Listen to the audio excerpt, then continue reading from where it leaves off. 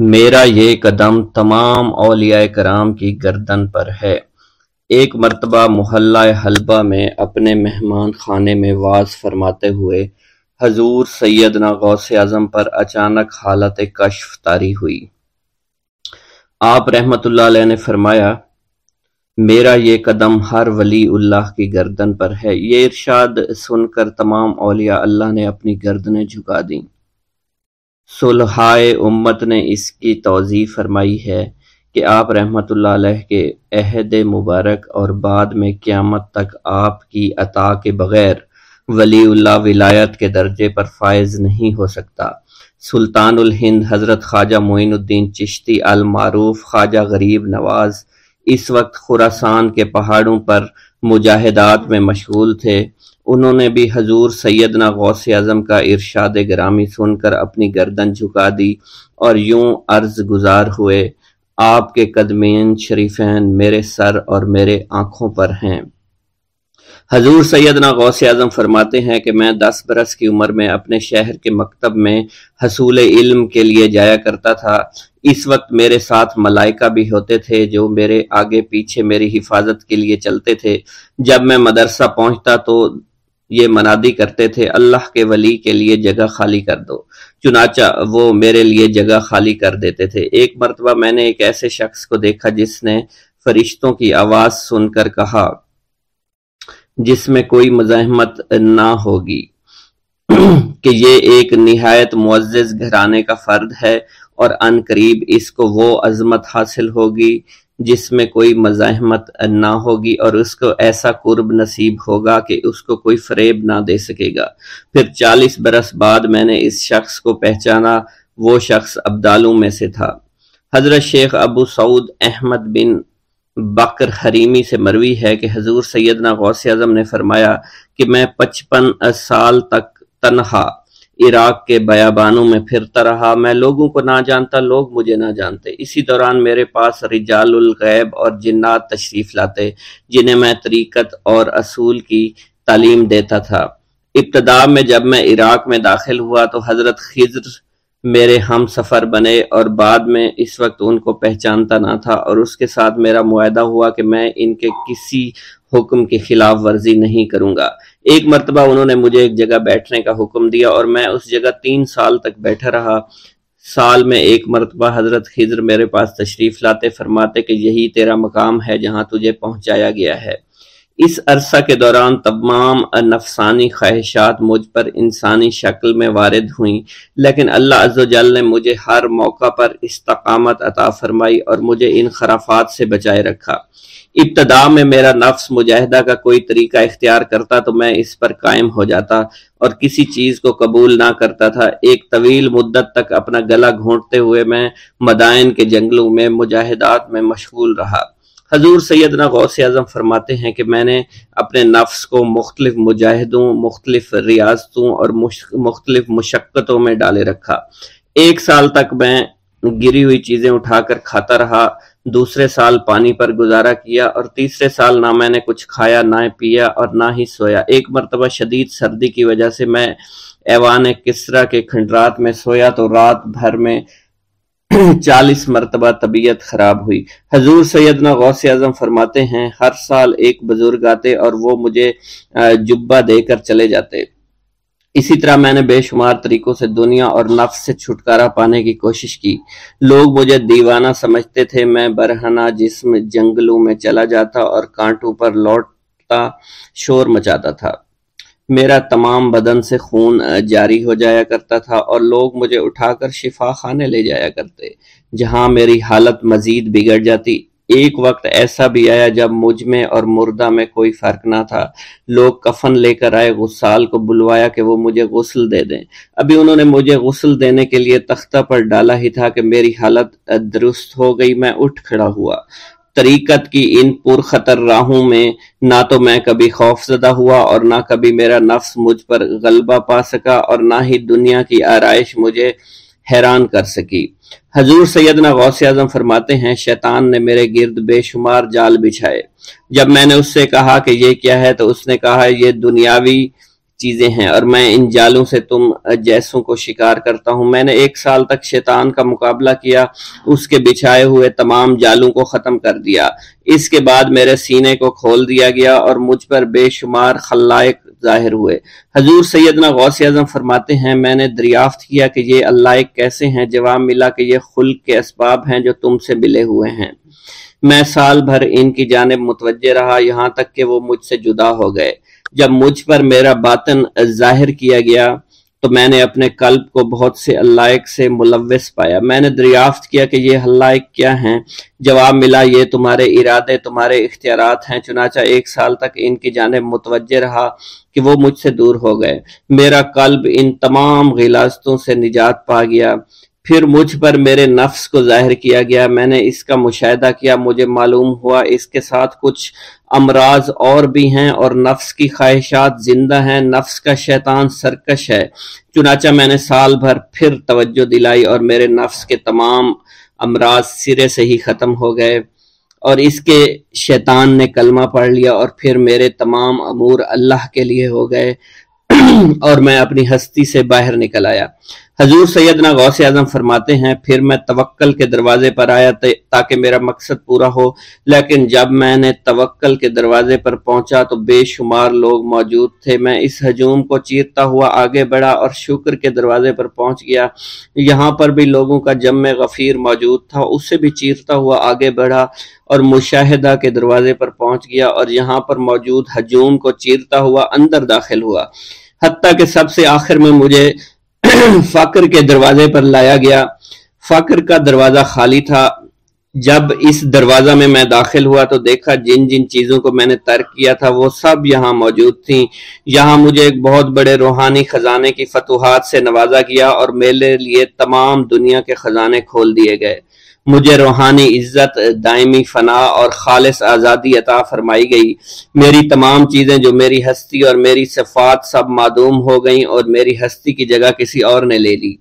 حضرت شیخ ابو سعید مخزومی نے حضور سیدنا غوث اعظم کو خرقہ خلافت سے نوازا اور فرمایا اے عبد القادر، یہ وہ خرقہ ہے جو حضور نبی کریم صلی اللہ علیہ وسلم نے حضرت سیدنا علی المرتضیٰ کو عطا فرمایا، اور حضرت سیدنا علی المرتضیٰ نے یہ خرقہ حضرت خواجہ حسن بصری کو عطا فرمایا تھا، جس سے ہوتا ہوا یہ خرقہ مجھ تک پہنچا اور یہ تمہاری امانت تھی جو میں نے تم تک آج پہنچا دی ہے۔ حضور سیدنا غوث اعظم نے جب خرقہ مبارک کو زیب تن کیا تو آپ پر بے شمار انوار و تجلیات کی بارش ہونا شروع ہو گئی۔ حضور سیدنا غوث اعظم نے حضرت شیخ ابو سعید مخزومی کے مدرسہ میں تدریسی فرائض سر انجام دینا شروع کر دیے۔ آپ کے لیے فی الحال تدریسی مصروفیات کے علاوہ کوئی کام نہ تھا۔ آپ کی شبانہ روز کی محنت سے آپ کے نام کا شعرہ کچھ ہی دنوں میں سارے بغداد میں پھیل گیا۔ طلبہ دور دراز کے علاقوں سے علم کے حصول کے لیے آنے لگے۔ طلبہ کی تعداد جب مزید بڑھنا شروع ہو گئی تو ارد گرد کے کئی مکانات کو خرید کر مدرسہ میں داخل کر لیا گیا۔ کتب سیر میں منقول ہے کہ 528 ہجری میں آپ مدرسہ نظامیہ کی وسیع عمارت تعمیر فرما چکے تھے۔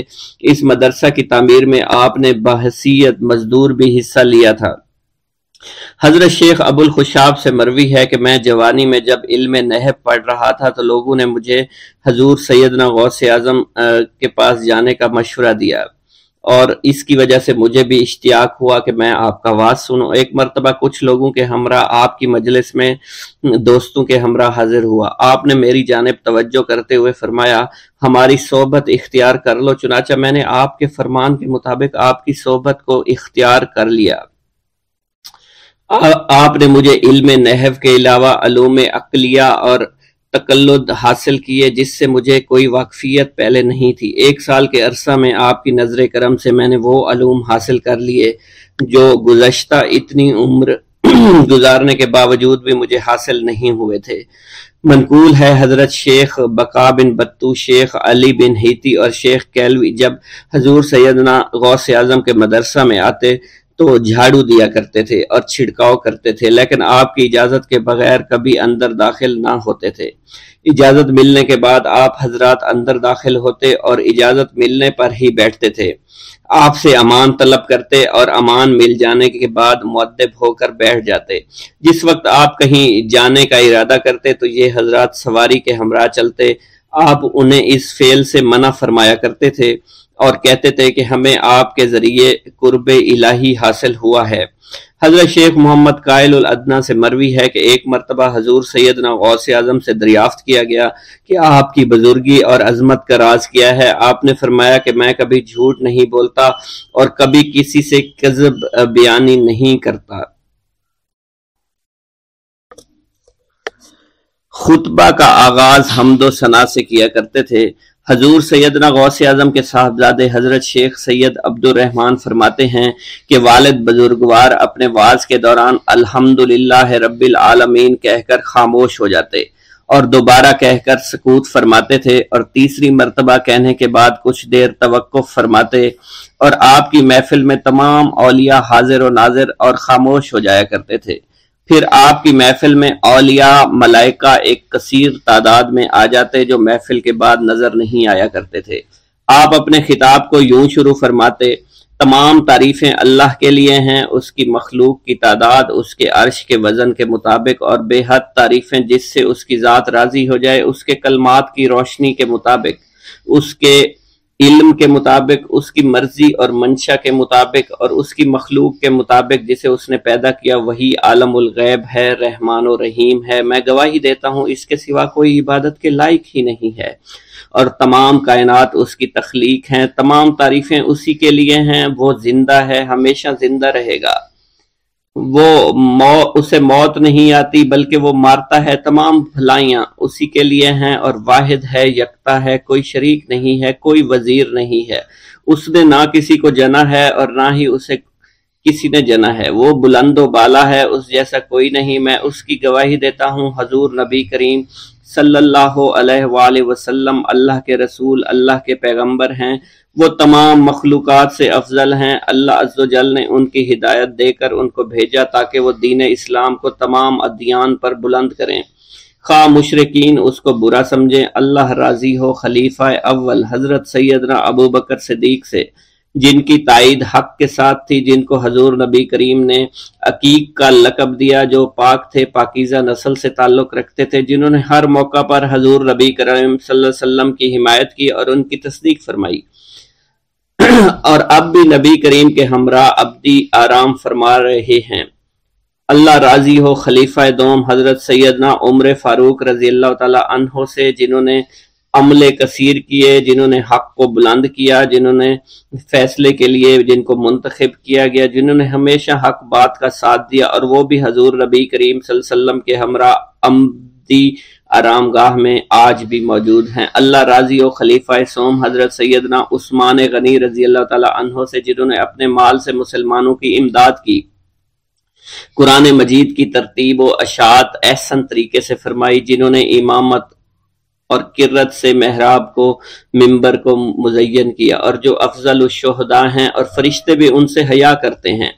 اللہ راضی ہو خلیفہ چہارم حضرت سیدنا علی المرتضیٰ سے، جو شجاعت و جواں مردی میں بے مثل ہیں، حضور نبی کریم صلی اللہ علیہ وسلم کے چچا زاد بھائی اور داماد ہیں۔ آپ دین اسلام کے امام و عالم ہیں، اور جن کے لیے حضور نبی کریم صلی اللہ علیہ وسلم نے فرمایا کہ میں تم پر فدا ہو جاؤں۔ اللہ راضی ہو حسنین کریمین حضرت سیدنا امام حسن امام حسین سے، جن کی نیکیاں تا حشر قائم رہنے والی ہیں اور جن کے مراتب بے مثل ہیں۔ اللہ نے ان کے قلوب کو نیکیوں کی جانب مائل کیا۔ اے اللہ تو ہمارے رازوں اور دلی کیفیات سے واقف ہے، ہمیں ہر عمل کرنے اور برائی سے بچنے کی توفیق عطا فرما، اور ہمیں گناہوں کی لذت سے بچا، ہمیں اپنے ما سوا سے محفوظ رکھ اور اپنی مشغولیت عطا فرما۔ بے شک اللہ کے سوا کوئی عبادت کے لائق نہیں، جو چاہتا ہے وہی ہوتا ہے، اور وہی قوی اور وہی عظیم ہے۔ اے اللہ ہمیں غفلت سے بچا اور ہمارے اوپر وہ بوجھ نہ ڈال جو تو نے پہلی امتوں پر ڈالا۔ اے ہمارے رب العالمین ہمیں معاف فرما اور ہماری مغفرت عطا فرما، کیونکہ تو ہی ہمارا رب ہے، تو ہی ہمارا مولا ہے، آمین۔ حضرت شیخ عبداللہ جبائی کا قول ہے کہ حضور سیدنا غوث اعظم رحمت اللہ علیہ نے مجھ سے ارشاد فرمایا کہ میرے نزدیک کھانا کھلانا اور حسن اخلاق افضل اور اعلیٰ ہیں۔ آپ کے پاس کبھی پیسہ نہیں ٹھہرا کرتا تھا، اگر صبح کے وقت آپ کے پاس 1000 دینار آ جاتے تو شام تک وہ غریبوں اور محتاجوں میں تقسیم ہو جایا کرتے تھے۔ حضور سیدنا غوث اعظم کی پرورش نہایت ہی بابرکت ماحول میں ہوئی۔ آپ نے ابتدا میں گوشہ نشینی اختیار کی اور خود کو دنیاوی غلاظتوں سے پاک رکھا۔ آپ نے 51 برس کی عمر میں شادی کی۔ جب آپ سے اس بارے میں دریافت کیا گیا تو آپ نے فرمایا، جب مجھے حضور نبی کریم صلی اللہ علیہ وسلم نے نکاح کی اجازت دی تو میں نے نکاح کر لیا۔ حضور سیدنا غوث اعظم نے اپنی ذات کو اللہ عز و جل کی خوشنودی کے لیے وقف کر رکھا تھا۔ آپ کی راتیں جاگ کر گزرا کرتی تھی اور ساری رات آپ مراقبہ اور مشاہدہ میں گم ہوا کرتے تھے۔ آپ کی عادت مبارکہ تھی کہ آپ سجدہ کو دراز کیا کرتے تھے اور بیٹھ کر مراقبہ فرمایا کرتے تھے۔ اسی دوران آپ کا جسم مبارک نورانی شعاؤں کے زیر اثر ہوتا اور کئی مرتبہ آپ نورانی شعاؤں میں غائب ہو جایا کرتے تھے۔ حضرت شیخ ابو عبداللہ بن حسنین بن ابی الفضل فرماتے ہیں کہ حضور سیدنا غوث اعظم کے بعض دہقانی مریدین ہر سال آپ کے لیے گیہوں بوتے تھے اور جائز طریقہ سے اسے پالتے تھے۔ پھر آپ کے بعض مریدین اسے پیستے اور آپ کے لیے ہر روز 4-5 روٹیاں پکاتے اور شام کو آپ کے پاس روٹیاں لے کر آیا کرتے تھے۔ آپ حاضرین میں ایک ایک ٹکڑا تقسیم کر دیتے اور جو بچ جاتا وہ اپنے لیے رکھ لیا کرتے تھے۔ حضرت شیخ خضر حسنی سے منقول ہے، حضور سیدنا غوث اعظم ایک شکستہ دل فقیر کو دیکھا۔ آپ نے اس سے اس کی کیفیت کے متعلق دریافت کیا تو اس نے کہا کہ میں آج دریا کے کنارے گیا اور ملاح سے کہا مجھے دریا کے پار لے جائے۔ اس نے انکار کر دیا۔ میں اپنے اس افلاس کے سبب پریشان اور شکستہ دل ہوں۔ ابھی اس فقیر کا کلام جاری تھا کہ ایک شخص آپ کی خدمت میں حاضر ہوا اور 30 دینار آپ کی خدمت میں پیش کیے۔ آپ نے وہ دینار اس فقیر کو دے دیے اور فرمایا کہ اس ملاح سے کہنا کہ کسی فقیر کا سوال رد نہ کیا کرے۔ حضرت شیخ معمر ابو المظفر فرماتے ہیں، میں نے حضور سیدنا غوث اعظم سے زیادہ کسی کو درگزر فرمانے والا آج تک نہیں دیکھا۔ آپ کی عطا کا یہ علم تھا، ایک محفل میں 400 لوگوں کو ولایت کے مقام اعلیٰ تک پہنچا دیا کرتے تھے۔ بھوکوں کو کھانا کھلانا، بیواؤں کی حاجت روائی کرنا آپ کا معمول تھا۔ جب کسی بیمار کے متعلق سنتے تو فوراً اس کی عیادت کے لیے تشریف لے جایا کرتے تھے۔ فقراء کو آپ رحمت اللہ علیہ کے در سے بغیر سوال کیے عطا ہو جایا کرتا تھا۔ حضور سیدنا غوث اعظم نے فرمایا کہ مخلوق سے کنارہ کشی سے پہلے علم حاصل کرو، کیونکہ جو شخص علم کے بغیر عبادت کرتا ہے وہ اصلاح سے زیادہ فساد میں مبتلا ہو جاتا ہے۔ تمہیں چاہیے کہ شمع شریعت اپنے ہمراہ لے کر علم کی روشنی میں علم عمل کرو، پھر اللہ تعالیٰ تمہیں علم لدنی کا وارث بنا دے گا جس سے تم ناواقف ہو۔ تمہیں چاہیے کہ تمام اسباب و ذرائع سے تعلق منقطع کر کے رشتہ داروں اور احباب سے جدائی اختیار کرو، تاکہ تم اپنے زہد کی وجہ سے اپنی قوت باطنی اور اپنے حسن ادب کا مشاہدہ کر سکو۔ خدا کے علاوہ تمام عالم و اسباب سے اس خوف سے منقطع ہو جاؤ تاکہ تمہاری شمع معرفت نہ بجھ جائے، اور جب تم 40 دن اپنے رب کے لیے مخصوص کر دو گے تو تمہارے قلب سے حکمت کے چشمے جاری ہو جائیں گے اور تم معرفت الہی کی تپش کا مشاہدہ کرنے لگے گے جس کو حضرت موسیٰ علیہ السلام نے اپنے شجر قلب پر محسوس کیا تھا۔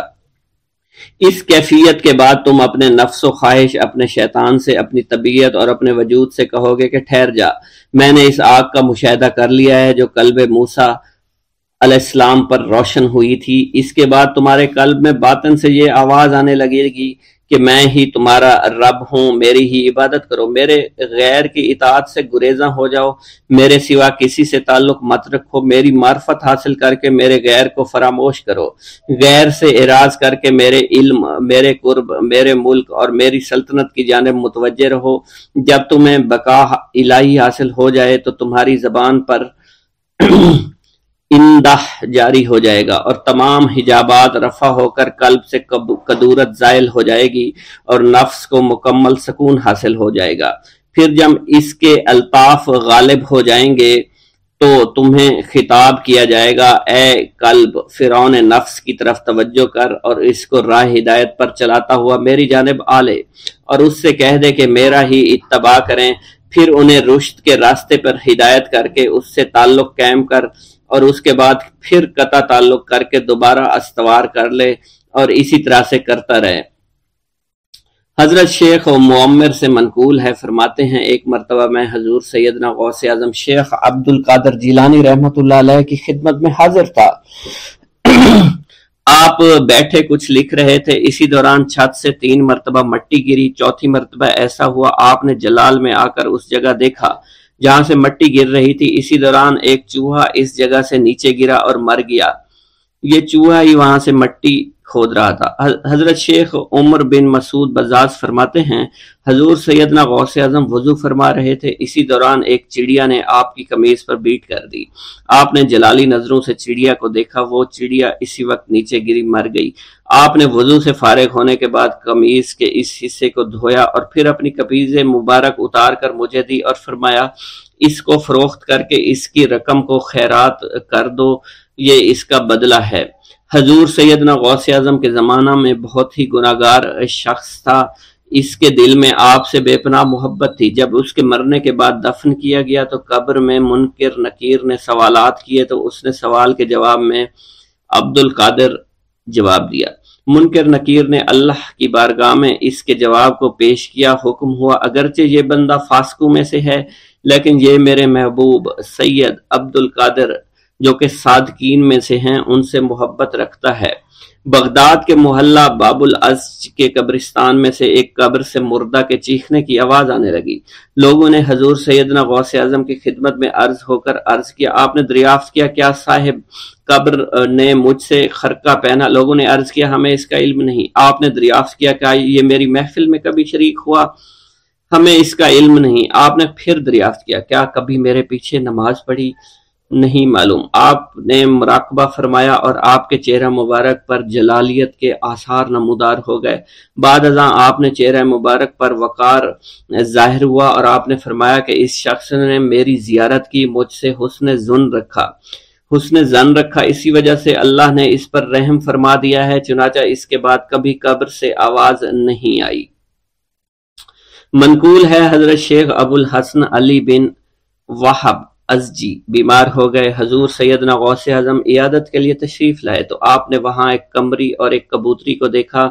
حضرت شیخ ابو الحسن نے آپ سے عرض کی کہ یہ کبوتری 6 ماہ سے انڈے نہیں دے رہی اور قمری 9 مہینے سے بول نہیں رہی۔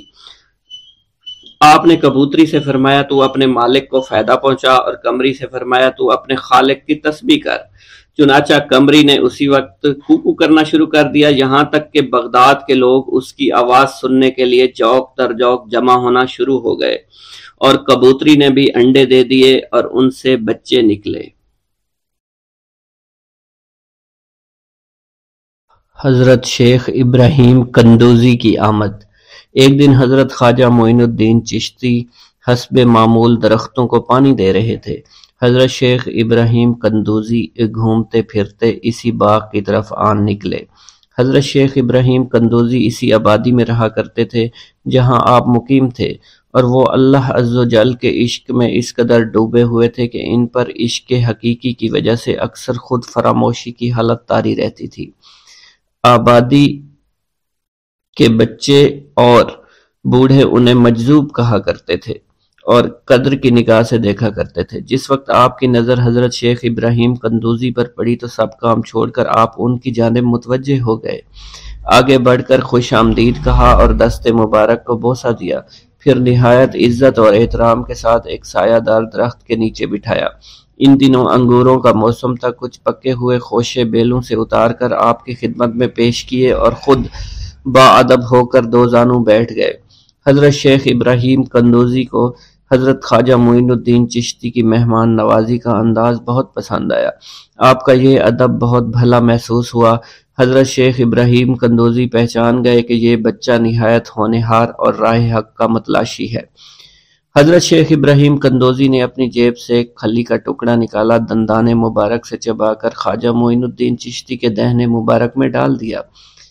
وہ کھلی کا ٹکڑا شباب معرفت کا جام تھا جسے پیتے ہی آپ پر خودی کی کیفیت طاری ہو گئی اور نگاہوں سے تمام حجابات دور ہو گئے، آنکھوں میں نور ہی نور چھا گیا، تعینات کے حجابات سامنے سے اٹھ گئے، جوش حیرت قلب پر طاری ہو گیا، آنکھیں کھلی کی کھلی رہ گئیں۔ یہ نہیں کہا جا سکتا حضرت خواجہ معین الدین چشتی اس حالت فراموشی میں کب تک آئینہ حیرت بنے رہے؟ جب آپ کو ہوش آیا تو ساقی جام معرفت محفل سے اٹھ چکا تھا، دل قابو سے باہر ہو گیا، طبیعت پر جبر کر کے دامن صبر قرار تھام کر کے بیٹھ گئے۔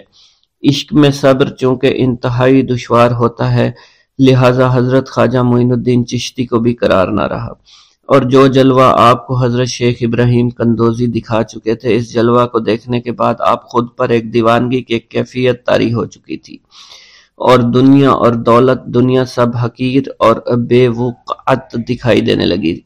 آپ کے قلب میں عشق خداوندی جوش مارنے لگا، اور قلب تمام دنیاوی آلائشوں سے پاک ہو گیا اور دنیا سے بے پرواہ ہو چکا تھا۔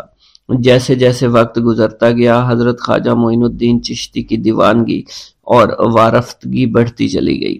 آپ نے حضرت شیخ ابراہیم قندوزی کے ہاتھوں جام معرفت پینے کے تیسرے دن ہی اپنی تمام املاک فروخت کر کے اس رقم کو راہ خدا میں خرچ کر دیا، اور خود معمولی ساز راہ لیا، اور اپنے وطن اور اپنے عزیز و اقارب اور رفقا کی محبت کو خیر باد کہہ کر چل دیے۔ محبوب حقیقی کے سچے عاشقوں کا یہ دستور رہا ہے کہ وہ قرب یار پانے کے لیے سب سے پہلے علوم ظاہری کا زینہ طے کیا کرتے ہیں، پھر عمل کی دشوار گزار منزلوں کو طے کر کے علوم باطنی سیکھتے ہیں، تب کہیں جا کر انہیں جلوہ محبوب دکھائی دیتا ہے۔ خواجہ معین الدین چشتی نے بھی اپنے مطلوب تک رسائی کے لیے یہی راستہ اختیار کیا۔ اس زمانہ میں ترکستان کی سرحد پر واقع سمرقند اور بخارا کے عظیم الشان دارالعلوم عالمگیر شہرت رکھتے تھے۔ مشرق و مغرب کے ہزاروں طلبہ ہر سال علم کی دولت سے مالا مال ہونے کے لیے ان دارالعلوم کا رخ کیا کرتے تھے۔ حضرت خواجہ معین الدین چشتی نے تحصیل علوم و فنون کے لیے سمرقند بخارا کا انتخاب کیا۔ بخارا پہنچ کر آپ علم حاصل کرنے میں مشغول ہو چکے تھے، اگرچہ حضرت خواجہ معین الدین چشتی کی صغیر سنی کی تعلیم کے متعلق کسی سوانح نگار نے قلم کو جنبش نہیں دی کہ والدین نے آپ کو گھر میں ابتدائی تعلیم دی تھی، مگر سادات خراسان کے مقتدر خاندانوں سے تعلق اور عارف و کامل صاحب فضل و کمال باپ کی گود میں پرورش پانے والے حضرت خواجہ معین الدین چشتی بھلا کیوں کر ان پڑھ رہ سکتے تھے۔ حالات و واقعات کے سیاق و سباق میں غور کرنے سے معلوم ہوتا ہے کہ آپ نے اگرچہ زیادہ تعلیم تو نہیں، کم از کم قرآن مجید کی تعلیم اور علوم مروجہ کی ابتدائی کتابیں ضرور پڑھی ہوں گی، اور یہ بات بھی بعد از قیاس نہیں کہ قرآن مجید کے کچھ سپارے بھی حفظ کیے ہوں۔ بہرحال بخارا پہنچنے سے پہلے آپ نوشت خواندند سے واقف ضرور تھے۔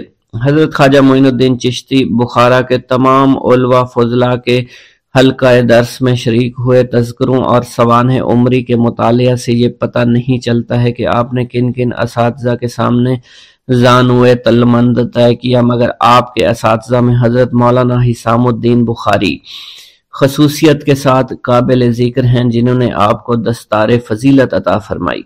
حضرت مولانا حسام الدین بخاری کی درسگاہ سے آپ نے علوم ظاہری کی تکمیل فرمائی۔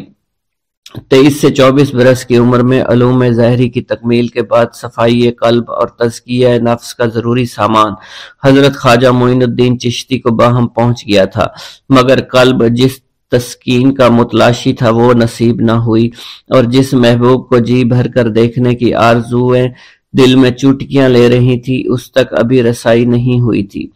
عشق اور مشک چھپائے نہیں چھپتا، عشق کی آگ حضرت خواجہ معین الدین چشتی کے تن اور من کو جلا رہی تھی۔ تعلیم کی ہوا نے اس آگ کے شعلوں کو اور بھی تیز کر دیا، محبت کا ذوق بڑھ رہا تھا، عشق کے جذبات بھڑک رہے تھے۔ بالآخر جب بے قراری جنون کی حد کو پہنچی، آپ جانب عراق روانہ ہوئے۔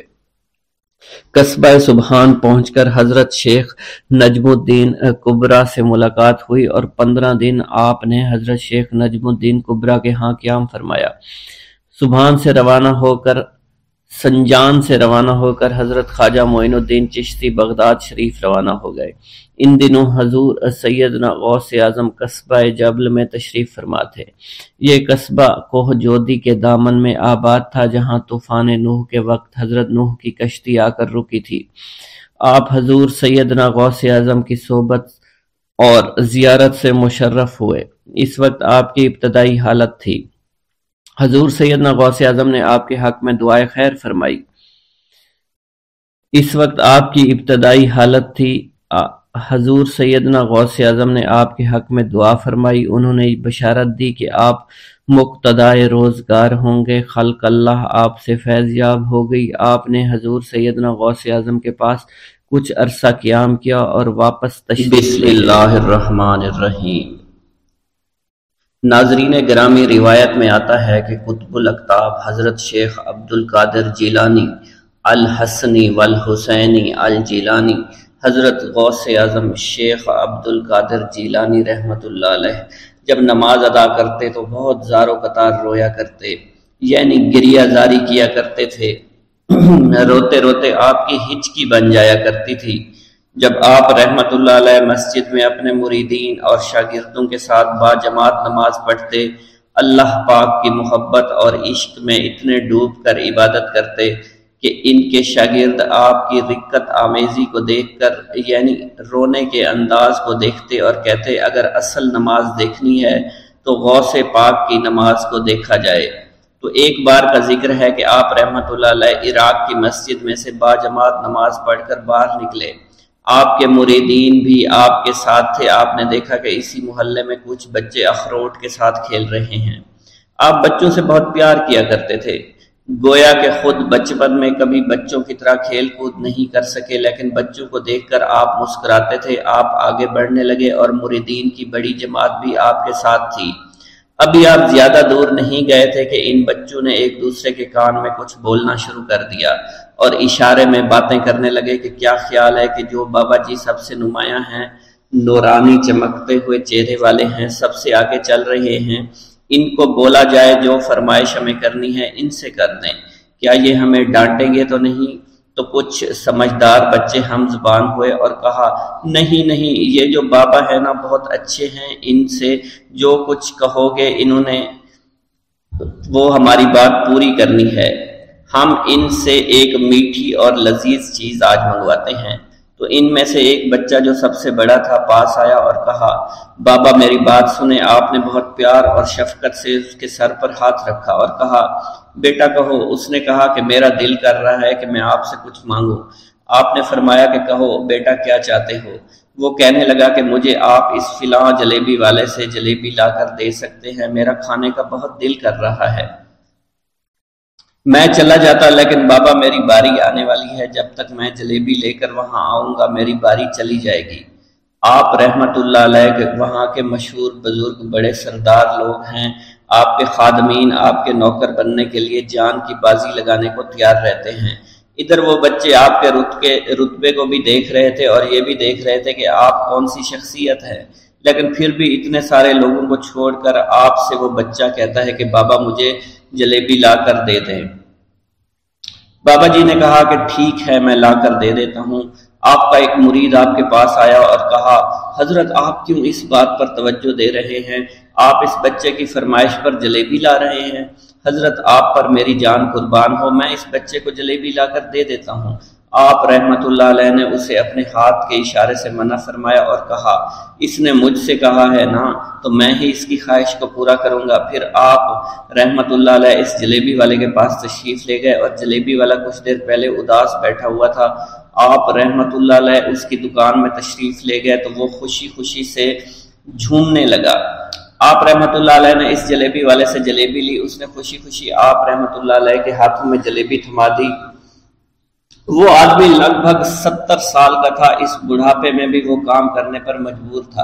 اس کی آنکھوں میں آپ رحمت اللہ علیہ کو دیکھ کر آنکھوں سے آنسو آ گئے۔ اس نے روتے ہوئے کہا اللہ کا لاکھ لاکھ شکر ہے، اس نے میری دعا سن لی۔ آپ نے میری دکان میں قدم رکھے تو کئی دنوں سے آپ کے انتظار میں یہاں بیٹھا ہوا تھا۔ میں جانتا تھا کہ آپ ضرور میری دکان پر تشریف لائیں گے۔ آپ رحمت اللہ علیہ نے فرمایا تمہیں کیسے پتا تھا کہ میں تمہاری دکان پر آؤں گا؟ وہ کہنے لگا کہ حضرت عرصہ ہوا ہے، کئی مہینوں سے میرا کاروبار نہیں چل رہا تھا، میرا کاروبار دن بدن ٹھپ ہوتا جا رہا تھا، فاقوں تک کی نوبت آ گئی تھی۔ مجھے اپنی فکر نہیں تھی لیکن اپنے چھوٹے چھوٹے بچوں کی تھی۔ اس بڑھاپے میں اللہ تعالیٰ نے اولاد تو دی لیکن ان کو پالنے کا کوئی بندوبست نہیں ہو رہا تھا۔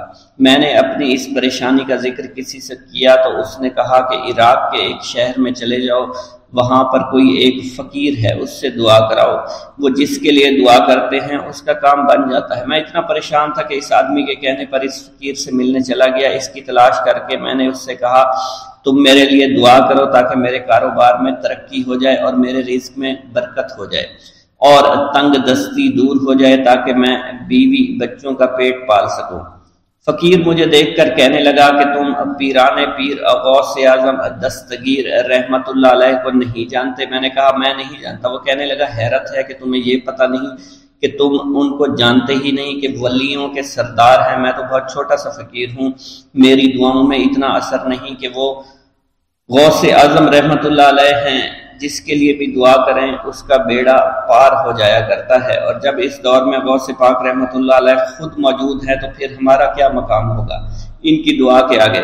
ہماری دعا کچھ بھی نہیں ہے۔ میں نے کہا اگر یہ بات ہے کہ آپ سے بڑا کوئی بزرگ ہے تو مجھے بتائیے کہ غوث پاک رحمت اللہ علیہ مجھے کہاں ملیں گے اور میں کہاں جاؤں ان سے ملنے کے لیے؟ وہ کہنے لگا کہ وہ جیلان میں ہیں، تم ادھر جاؤ، ہماری کیا جرت کہ آپ کے لیے دعا کریں۔ آپ رحمت اللہ علیہ جس کے لیے بھی دعا فرماتے ہیں اس کا بیڑا پار ہو جاتا ہے اور اس کو کہیں بول جانے کی ضرورت نہیں ہوتی۔ حضور جب اس فقیر نے مجھے یہ بات کہی تو فوراً جیلان شریف میں آ گیا اور یہاں پر میں نے آپ کی تلاش شروع کی۔ آج دیکھیے آپ خود بخود میری دکان پر تشریف لائے ہیں۔ اب دیکھیے کہ آپ کے آنے سے کیسا نور میری دکان میں آ گیا ہے۔ حضور میرے حق میں دعا فرما دیجئے، اللہ پاک میری زندگی کو آسانیاں عطا فرمائے۔ مجھے اپنی بیوی اور بچوں کی بہت فکر ہے۔ آپ رحمت اللہ علیہ نے فرمایا پریشان ہونے کی ضرورت نہیں، اللہ تعالیٰ سب معاملات ٹھیک فرما دے گا۔ یہ کہہ کر آپ تشریف لے گئے، اس بچے کے پاس آئے اور اس کے ہاتھ میں جلیبی تھما دی۔ ابھی وہاں سے جانے والے تھے، دوسرا بچہ آیا، اس نے کہا کہ بابا آپ نے اس سے تو جلیبی لا کر دی ہے، مجھے بھی لا کر دیں۔ آپ نے اس سے بھی تسلی دی اور کہا میں تمہیں بھی جلیبی لا کر دے دیتا ہوں بیٹا۔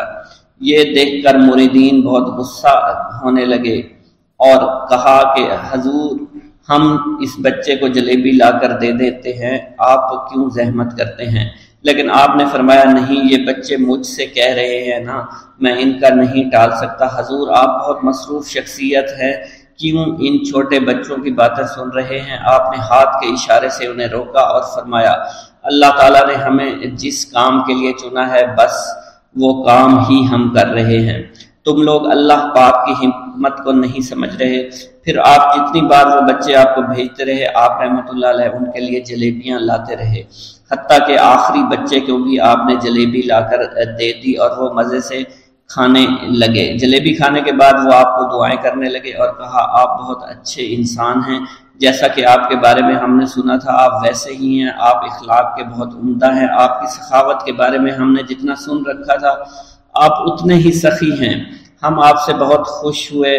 آپ رحمت اللہ علیہ مسکرائے، بچوں کی خوشی دیکھ کر آپ کو دلی اطمینان ملا۔ اب ایک اور نماز کا وقت ہو رہا تھا، آپ نے مریدین سے کہا کہ چلو نماز پڑھنے کے لیے مسجد میں چلتے ہیں۔ وہ سب مل کر مسجد میں چلے گئے اور اللہ کی عبادت میں مصروف ہو گئے۔ ایک گاؤں کے بارے میں کہا جاتا تھا کہ جہاں قدرت کی بے پناہ نعمتیں تھیں، اللہ پاک نے وہاں کے لوگوں کو مالا مال کیا ہوا تھا۔ ایسی نعمتیں کہ جن نعمتوں کو دیکھ کر انسان اکثر مغرور ہو جایا کرتے ہیں، مگر وہاں پر کچھ مسلمان تھے اور سب سے بڑی اور بری بات یہ تھی کہ وہاں کے تمام لوگ کافر تھے۔ وہ کفار اپنی دولت پر بہت فخر کیا کرتے تھے کیونکہ ان میں ہر ایک انسان بہت دولت مند تھا، ہر ایک کے پاس بے بہا پیسے تھے، کسی کو پیسوں کی کمی نہیں تھی۔ وہاں کے سردار کی ایک اکلوتی بیٹی تھی جس کو سردار بے پناہ پیار کرتا تھا۔ اس سردار کی بیٹی بے پناہ مغرور، ظالم، گھمنڈی تھی۔ وہاں پر غریب لوگ صرف مسلمان ہی تھے، تمام کافر ایک دوسرے کی مدد کیا کرتے تھے، لیکن مسلمانوں کی مدد کرنے والا وہاں پر کوئی نہ تھا۔ وہاں پر انہیں کوئی دیکھنے والا نہ تھا۔ سردار کی بیٹی کو کالے جادو میں خوب مہارت حاصل تھی اور وہ جادو کی وجہ سے وہاں پر رہنے والے غریبوں پر بہت ظلم کیا کرتی تھی۔ تمام مسلمان اس سے بے حد پریشان تھے اور وہ لوگوں کو غلام بناتی اور مزدور بناتی تھی۔ اگر ان میں کوئی اس کی بات نہ مانتا تو اس کو قیدی بنا کر اپنے اشاروں پر نچایا کرتی تھی۔ اس بستی میں چونکہ اکا دکا مسلمان تھے جن کا کوئی پرسان حال نہیں تھا، کوئی بھی ان کو بچانے والا نہیں تھا۔ جب وہ سردار کی بیٹی کے ظلم حد سے بڑھ گئے تو مسلمانوں میں سے ایک بوڑھے شخص نے اللہ کے حضور گڑ گڑا کر دعائیں کی، اے اللہ ہمارے چند نسلیں جو یہاں پر بچی ہوئی ہیں ان نسلوں کو تو بچا لے۔ یہ سردار کی بیٹی جس نے ہمارا جینا دشوار کر رکھا ہے، یہاں کوئی بھی انسان ہمارا حال نہیں پوچھتا اور نہ ہی ہمارے پاس مال و دولت ہے اور نہ ہی ہمارے پاس جسمانی طاقت بچی ہے۔ یا اللہ ہمارے لیے کوئی ایسا بندہ بھیج جو نہ صرف طاقتور ہو بلکہ اس جادوگرنی یعنی سردار کی بیٹی کو بھی ہرا سکے۔ اللہ رب العزت نے اس بوڑھے کی دعا کو قبول فرمایا اور یوں اس جگہ پر ایک اللہ والے کو بھیج دیا، اور وہ اللہ والے ایسے ہی بستی میں داخل نہیں ہوئے بلکہ ایک دن کچھ عجیب واقعہ ہوا۔ ان کافروں کا سردار جنگل میں سیر سپاٹے کرتے ہوئے نکلا تھا، بڑی شان سے چلتا ہوا وہ سفر کر رہا تھا۔ اچانک ایک زہریلا سانپ اس کے سامنے آیا۔ اس زہریلے سانپ نے بادشاہ کو ڈس لیا اور وہ بے ہوش ہو کر زمین پر گر پڑا اور تڑپنے لگا۔ اس کے جو ساتھی تھے انہوں نے جب اپنے سردار کو یوں تڑپتا ہوا دیکھا اور سردار کی غیر حالت دیکھی تو کہ جسے ایک زہریلے سانپ نے کاٹ لیا ہے، تو وہ فوراً اسے اٹھا کر گھر لے آئے تاکہ اسے بچانے کے لیے کچھ کیا جا سکے۔ اس لڑکی نے اپنے باپ کی جب یہ حالت دیکھی تو اپنے آس پاس کے بڑے بڑے حکیموں کو بلایا، لیکن عجیب بات یہ تھی کہ لاکھ کوشش کے باوجود زہر نکالنے میں سارے ناکام ہو رہے تھے اور زہر تیزی کے ساتھ اس کے جسم میں پھیلتا چلا جا رہا تھا۔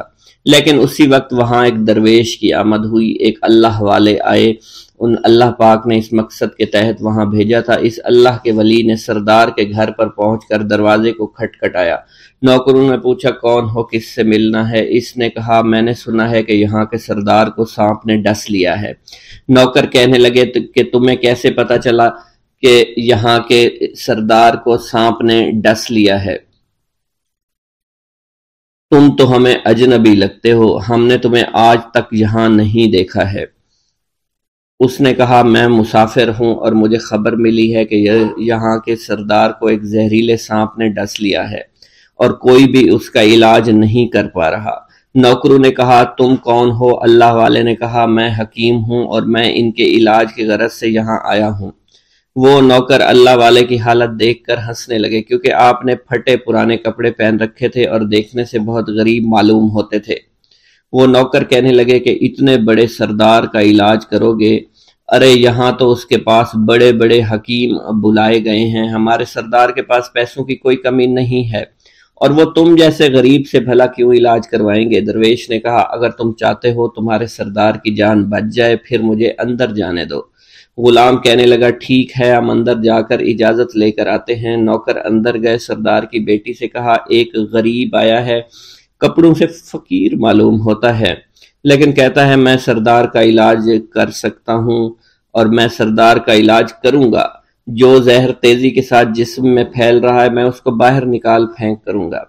اس کی بیٹی کہنے لگی ٹھیک ہے بلا لو۔ جب وہ اللہ والے اس کے گھر کے اندر گئے تو دیکھا سردار تڑپ رہا تھا، ٹانگ کو بار بار بستر پر پٹخ رہا تھا۔ اللہ والے نے اس کے پیر کی طرف دیکھا جہاں سانپ نے اس کو کاٹا تھا، اسی جگہ اللہ والے نے تھوک دیا، فوراً وہاں سے بھاگ گئے۔ اس کے سارے سپاہی اس کی بیٹی دیکھ کر حیران رہ گئے کہ یہ بھلا کون سا دیوانہ ہے، کمرے میں آیا علاج کی بجائے اسی جگہ پر تھوک دیا جہاں صرف کاٹا تھا اور بھاگ بھی گیا، اس کو کوئی گرفتار نہیں کر سکا۔ سردار کی بیٹی غصے میں تل ملا اٹھی کہ اس نے جو گستاخی کی ہے اس کی کوئی بات نہیں،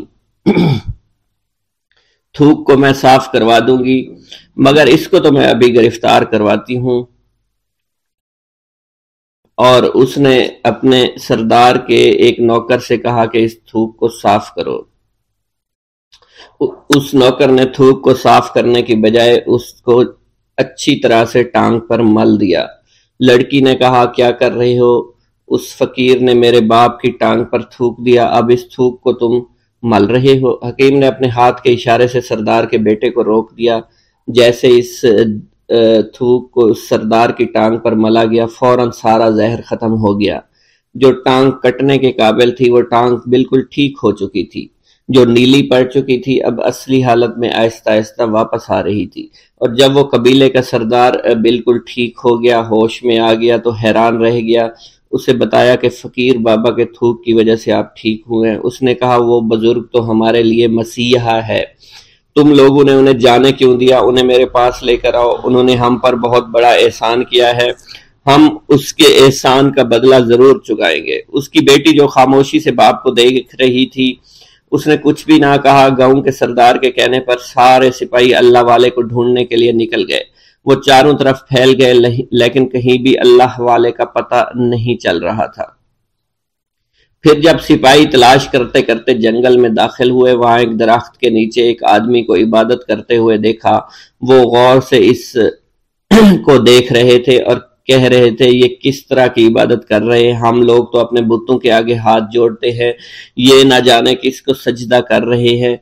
خیر، عبادت کے فوراً بعد اللہ والے کو پکڑ لیا، گاؤں کے سردار کے سامنے پیش کیا۔ وہ کہنے لگا آپ کون ہیں اور کہاں سے آئے ہیں؟ سب سے پہلے تو میں گستاخی کی معافی چاہتا ہوں، میرے لوگوں نے آپ کے ساتھ بڑی بدتمیزی کی، لیکن آپ کی وجہ سے آج میں زندہ ہوں۔ ہم گناہ گاروں کی وجہ سے آپ جیسے لوگوں کو بہت تکلیف ہوئی ہے، اس لیے میں معذرت چاہتا ہوں۔ آپ سے درخواست کرتا ہوں کہ آپ میری طرف سے یہ قیمتی لباس یعنی کپڑے اور عربی گھوڑا قبول کیجئے۔ اللہ والوں نے اس کی طرف مسکرا کر دیکھا اور کہا یہ گھوڑا، یہ لباس بہت قیمتی ہے، مگر یہ لباس پہن کر اس گھوڑے کے لیے گھاس کاٹوں گا تو کیا اچھا لگوں گا؟ سردار نے کہا فکر نہ کریں، گھوڑے کے ساتھ ساتھ ہم آپ کو نوکر بھی دیں گے۔ اللہ والے نے کہا کہ اتنی مال و دولت اور نوکروں کے ساتھ میں اکیلا رہوں گا؟ گاؤں کا سردار بولا حضور آپ کی یہ بات سن کر میں سوچ میں گم ہو گیا ہوں، لیکن یہ میری بیٹی آپ کے سامنے حاضر ہے۔ بیٹی حیرت سے اپنے باپ کو دیکھ رہی تھی کہ میرا باپ اب کیا کہنے والا ہے۔ سردار نے کہا میری بیٹی جسے آپ نے دیکھ لیا ہے، اس کی شادی میں آپ سے کر دوں گا، مگر ایک شرط ہے کہ آپ کو اپنے مذہب کو چھوڑنا پڑے گا۔ میرے سپاہیوں نے آپ کو عبادت کرتے ہوئے دیکھا ہے، جہاں تک ہمارے معمولات ہیں ہم بتوں کے آگے سجدہ کرتے ہیں اور ان کی عبادت کرتے ہیں، اور آپ جس کے آگے سجدہ کرتے ہیں وہ اللہ ہے، یعنی آپ مسلمان ہیں، اس لیے آپ کو اپنا مذہب چھوڑنا پڑے گا۔ کیا آپ ایسا کر سکتے ہیں؟ اللہ والے نے کہا کہ مجھے ایک بات بتائیے، آپ سب کچھ دیکھ رہے ہیں، آپ نے مجھے یہ بھی دعا دی کہ میری اولادیں ہوں اور آپ کی نسل آپ کی بیٹی سے چلے گی۔ مجھے ایک بات بتائیں، اگر ان بچوں میں سے کسی بچے کو خدا نہ خواستہ کچھ ہو گیا تو کس کو رونا پڑے گا؟ سردار نے جواب دیا اگر خدا نہ خواستہ کچھ ایسا ہوا تو رونا مجھ کو ہی پڑے گا۔ اللہ والا نے مسکرا کر کہا اگر یہ سارا مال لے کر مجھے رونا ہی پڑا تو آپ اپنا گھوڑا، اپنی دولت، اپنی بیٹی، ہر چیز اپنے پاس رکھ لو۔ میں خوش ہوں، میں مسلمان ہوں، میں ٹھیک ہوں۔ اگر یہ تمام چیزیں لے کر مجھے اپنا محلہ چھوڑنا پڑے تو میں اپنی جان دے کر بھی اپنے مذہب کو نہیں چھوڑوں گا۔ جس طرح آپ نے مجھے نوازا ہے، میں اسی رب کے دین کو چھوڑ کر چلا جاؤں گا۔ صرف چند پیسوں کی خاطر میں ہر دن پیسہ نہیں کر سکتا، اور اپنی درویشی میں بہت خوش ہوں۔ اللہ نے مجھے جس مقصد کے لیے بھیجا تھا وہ میرا مقصد پورا ہو جائے گا۔ گاؤں کے سردار نے پوچھا، یہ کہہ کر وہ اللہ والے جانے لگے تو سردار نے درویش کو رک جانے کا کہا اور کہنے لگے میں نے مال دے کر تمہیں آزمایا اور تمہیں پرکھا، لیکن تم اپنے مذہب کو چھوڑنے پر راضی نہیں ہو۔ اگر تم یہی سب کرنے آئے تھے تو تمہیں اس بات کا ڈر نہیں؟ کیا تم نہیں جانتے ہم کتنے طاقتور ہیں، اور میری بیٹی اپنے عمل میں اتنی ماہر ہے کہ تمہیں یہاں کھڑے کھڑے ابھی جنگلی جانور بنا سکتی ہے۔ اللہ والے نے کہا کہ اس نے جنگلی جانور کمزور لوگوں کو بنایا ہوگا، یہ مجھے جانور بنا کر تو دکھائے۔ اس سے پہلے کہ گاؤں کا سردار اپنی بیٹی سے کچھ کہتا کہ اس پر وار کرو، اللہ والے نے جادوگرنی پر ایسی پھونک ماری کہ وہ اسی وقت ایک بہت بڑی چھپکلی بن گئی۔ وہ کچھ بھی نہیں کر پا رہی تھی۔ وہ چھپکلی اتنی بڑی تھی کہ وہاں پر جتنے بھی انسان کھڑے تھے ان سب میں سب سے زیادہ اونچا اس کا قد تھا۔ وہ چھپکلی اللہ والے کے پاس آئی، اپنا زہر اس پر اگلنا چاہتی تھی کہ اسی وقت اس نے اس کے منہ پر تھوک دیا۔ تھوکنے کی دیر تھی، وہ چھپکلی جلنے لگی اور جس سے گرمی کی وجہ سے اس کا چہرہ پگھل رہا تھا، اس کا چہرہ جل کر کالا ہو چکا تھا۔ وہ مرنے والی تھی کہ سردار دوڑتا ہوا قدموں میں آ کر گر پڑا اور معافی مانگنے لگا اور کہنے لگا، حضور اس گستاخی کے لیے میں معذرت خواہ ہوں، آپ مجھے معاف کر دو، میں نے سچ میں آپ کو بہت کمزور سمجھا تھا، آپ کو آپ کا مذہب سے ہٹانا چاہا تھا۔ اگر میری بیٹی ٹھیک ہو جائے تو میں سچ کہتا ہوں یہاں پر جتنے لوگ ہیں ہم پوری کی پوری بستی مسلمان ہو جائیں گے۔ اللہ والے نے کہا کہ ہم تمہیں اپنے دین میں شامل کرنے کے لیے یہ سب نہیں کر رہے، بلکہ تم لوگ مسلمان بھائیوں پر جو ظلم کرتے ہو وہ ظلم کو ختم کرنے کے لیے ہم یہاں آئے ہیں۔ ہمارے دین میں جبر اور ظلم نہیں۔ اگر تمہارے بیٹی سے انسان بن کر سدھر جاتی ہے تو اس کو اس کی اصلی حالت میں لانے کے لیے میں خود کو اللہ کی بارگاہ میں پیش کروں گا اور دعا کروں گا۔ سردار کہنے لگا کہ ہاں میری بیٹی اصلی حالت میں اگر آ جائے تو پھر ہم کسی پر ظلم و ستم نہیں کریں گے، اور میں دل سے اپنی بیٹی کے لیے معافی چاہتا ہوں۔ آج سے یہ کوئی بھی جادو ٹونا اور مسلمانوں کو تنگ نہیں کرے گی اور نہ ہی کسی مسلمان پر یہ ظلم اور جبر کرے گی، بس آپ اسے دوبارہ سے انسان بنا دے۔ اللہ والا نے چھپکلی پر دوبارہ سے پھونک ماری تو پھر سے انسان بن گئی اور اللہ والے کے قدموں سے وہ لپٹ گئی، کہنے لگی مجھے معاف کر دیجئے، مجھے معاف کر دیجئے، میں نے اپنے آپ کو بہت طاقتور سمجھا۔ اس لڑکی کا آدھا چہرہ جل چکا تھا اور کالا ہو چکا تھا۔ وہ کہنے لگی کہ آج اپنے باپ کے ساتھ میں آپ کے دستے مبارک پر مسلمان ہونا چاہتی ہوں۔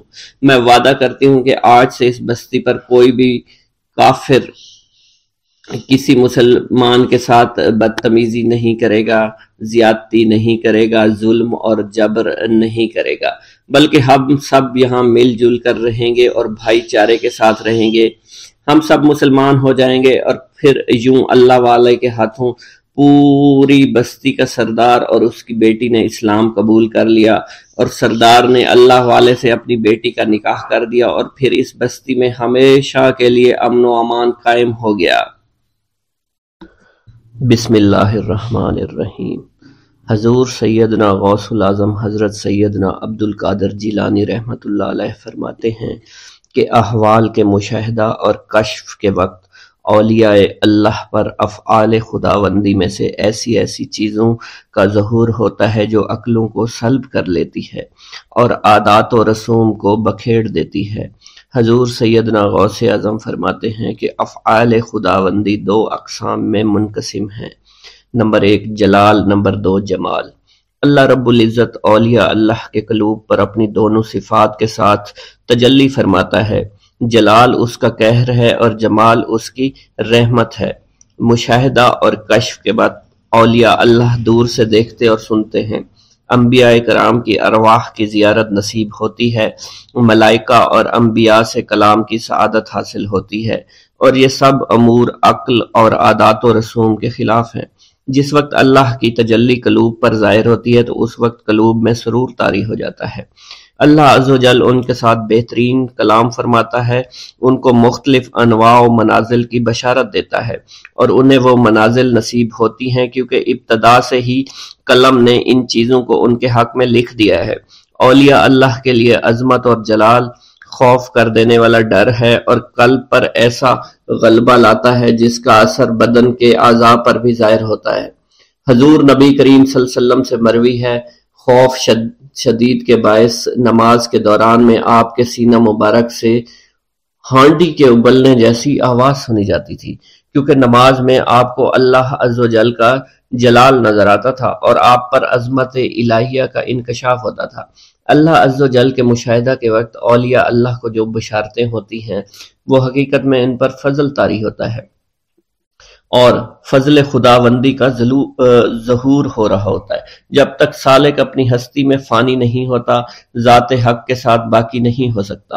اللہ رب العزت دولت وصال حاصل ہونے سے پہلے عاشقوں کو قرب وصال کی خوشخبری اس لیے دیتے ہیں کہ شاید شوق الہی کے سبب ان کی محبت حد سے گزرے، ان کی قوتیں منقطع ہو جائیں اور وہ ہلاک ہو جائیں۔ یقین کے 3 مرتبے ہیں: علم الیقین، عین الیقین، حق الیقین۔ علم الیقین کے مرتبہ پر فائز ہونے پر سالک کو اس راز کا علم ہو جاتا ہے کہ محبوب حقیقی عالم کی صورت میں جلوہ نما ہے، اور حضور نبی کریم صلی اللہ علیہ وآلہ وسلم اس شاہد لم یزلی کے لیے مرت نامہ ہے۔ پھر جب سالک ترقی کی منازل طے کرتا ہے تو وہ عین الیقین کے مرتبہ پر فائز ہو جاتا ہے، جس سے مراد یہ ہے کہ محبوب حقیقی حضور نبی کریم کی زیارت سے مشرف ہونے لگتا ہے، اور اس کا یقین وحدت الوجود پر پختہ ہو جاتا ہے، اور پھر اسے بیداری میں بھی حضور نبی کریم کی حضوری کی سعادت نصیب ہوتی ہے۔ پھر سالک عین الیقین کی منازل طے کر کے حق الیقین کی منازل پر فائز ہوتا ہے، اور اس کے قلب پر حقیقت محمد صلی اللہ علیہ وسلم کا ظہور ہوتا ہے۔ حضور سیدنا غوث اعظم حضرت سیدنا عبد القادر جیلانی رحمۃ اللہ علیہ فرماتے ہیں: اے سالک، تیرا حقیقی مقصد صرف اللہ ہے، یعنی تو اس جہان فانی میں صرف معرفت الہی کا شکار کھیلنے کے لیے آیا ہے، کیونکہ ارشاد باری تعالیٰ ہے پس اللہ کی طرف دوڑو۔ سالک کے لیے اس کا مقصود نہ آخرت ہے نہ دنیا، بلکہ اس کا مقصود صرف اور صرف اللہ عز و جل ہے اور نفس ہے، یعنی سالک اور اللہ کے درمیان حجاب نفس ہے۔ نفس سے مراد نفسانی خواہش ہیں، اور جب انسان اللہ عز و جل اور حضور نبی کریم کی اطاعت چھوڑ کر دنیاوی لذات شہوات میں مشغول ہو جاتا ہے تو اللہ عز و جل اس سے دور ہو جاتے ہیں۔ انسان 2 چیزوں کا مجموعہ ہے، بدن اور روح۔ اگر نفس کو غذا دی جائے تو بدن موٹا ہو جاتا ہے اور روح لاغر ہو جاتی ہے، اگر روح کو غذا دی جائے اور نفس کے ساتھ مجاہدہ کیا جائے تو اس سے روح موٹی تازی ہو جاتی ہے اور جسم لاغر ہو جاتا ہے۔ ارشاد باری تعالیٰ ہے: میں نے جن و انس کو اپنی عبادت کے لیے پیدا کیا ہے تاکہ وہ مجھے پہچانے۔ نفس اللہ کی ضد ہے اور اس کا دشمن ہے، یعنی وہ شخص جو اپنی نفسانی خواہش کی پیروی کرتا ہے وہ اللہ کے حکم کی عدولی کر رہا ہوتا ہے۔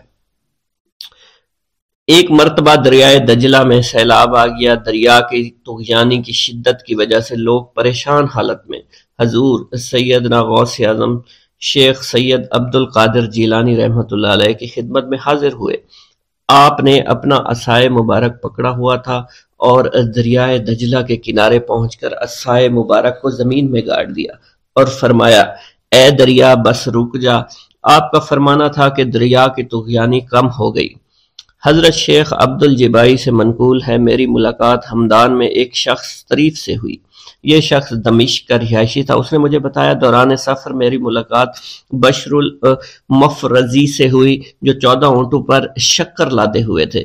انہوں نے مجھے بتایا کہ دوران سفر میرا گزر ایک جنگل سے ہوا۔ رات کا وقت تھا، میرے پاس 4 اونٹ اس جنگل میں گم ہو گئے۔ میں نے ان کو بہت تلاش کیا لیکن کامیاب نہ ہوا، یہاں تک کہ صبح ہو گئی۔